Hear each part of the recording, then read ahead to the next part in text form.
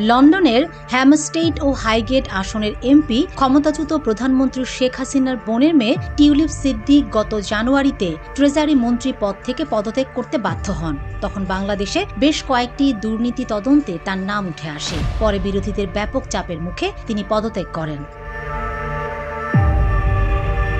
সম্প্রতি ব্রিটিশ সম্প্রচার মাধ্যম স্কাই নিউজকে দেয়া এক সাক্ষাৎকারে টিউলিপ সিদ্দিক বলেন, বাংলাদেশে তার বিরুদ্ধে আনা দুর্নীতির অভিযোগের বিষয়ে যে কোনো আনুষ্ঠানিক প্রশ্নের উত্তর দিতে তার আইনজীবীরা প্রস্তুত।